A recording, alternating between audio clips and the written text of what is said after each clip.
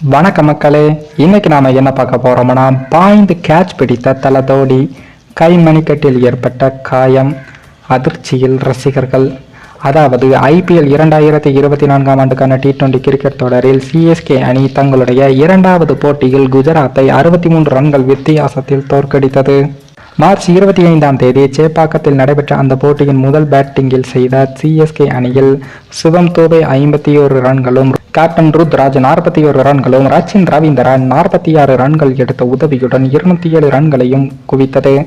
அதனைத் தொடர்ந்து குஜராத் அணியானது ஆரம்பம் முதலே தடுமாற்றமாக விளையாடி 20 ஓவரில் 143 ரன்களுக்கு 8 விக்கெட்டுகளை இழந்து தோல்வியையும் சந்தித்தது.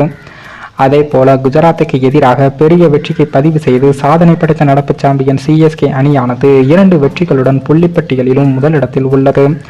முன்னதாக அந்த போட்டியில் தல தோனி அவர்கள் பேட்டிங் செய்யும் வாய்ப்பை பெறவில்லை. இருப்பினும் விக்கெட் கீப்பராக அசத்திய அவர் விஜய் சங்கர் கொடுத்த கேட்சை பிடித்து ரசிகர்களை வியப்பில் ஆழ்த்தினார். டேரில் மிச்சல் வீசிய 8வது ஓவரின் 3வது பந்தை எதிர்கொண்ட விஜய் சங்கர் அவர்கள் எச் கொடுத்தார். 2.27 மீட்டர் அகலத்தில் வெறும் 0.60 வினாடிகளில் ரியாக்ஷன் டைமிங்கில் வந்த அந்த பந்தை அப்படியே அபாரமாக தாவிய தல தோனி அவர்கள் சிறப்பான கேட்ச் பிடித்து அசத்தினார். கடந்த வருடம் முழங்கால் வலியால் அவதிப்பட்ட அவர் இந்த வருடம் 42 வயதிலும் அப்படி வேகமாக வந்த பந்தை தன்னுடைய சிறப்பான ஃபிட்னஸ் பயன்படுத்தி அபாரமாக பிடித்து அனைவரது பாராட்டுகளையும் பெற்றுள்ளார். அதே போல குறிப்பாக சுரேஷ் ரெய்னா அவர்கள் தன்னுடைய இன்ஸ்டாகிராம் பக்கத்தில் புலி எப்போது வாழ்கிறது என்பதை நினைவில் வைத்துக் கொள்ளுங்கள் என்றும், மஹிபா எப்போதும் வலுவாக செல்லக்கூடியவர், அவர் தன்னை சுற்றி இருப்பவர்களுக்கு உத்வேகத்தை கொடுக்கக்கூடியவர் என்று பாராட்டியுள்ளது வைரலாகி வருகிறது.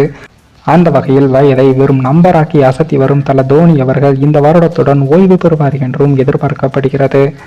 அதனாலேயே சிஎஸ்கே அணியின் கேப்டன்சி பொறுப்பை இளம் வீரர் ருத்ராஜ் கையில் ஒப்படைத்த தல தோனி அவர்கள் சாதாரண வீரராக விளையாடி வருகிறார் என்பதும் குறிப்பிடத்தக்கது.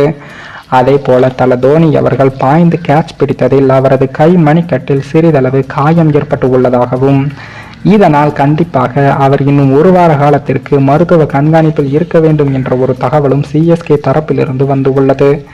இதனால் அடுத்ததாக நடைபெறவுள்ள போட்டியில் தல தோனி அவர்கள் கண்டிப்பாக பிளேயிங் 11இல் இடம்பெற மாட்டார் என்ற ஒரு அதிர்ச்சி தகவலும் வெளியாகி உள்ளது. மேலும் இந்த வீடியோ ஏதோ ஒரு விதத்தில் உங்களுக்கு பிடித்திருக்கும் என்று நினைக்கிறேன். நம்ம சேனலுக்கு புதிதாக வீடியோ பார்க்கிறீர்கள் என்றால் மறக்காமல் சப்ஸ்கிரைபர் செய்துவிட்டு பாருங்கள். இன்னொரு வீடியோவை சந்திக்கும் வரை நான் உங்கள் தமிழ்.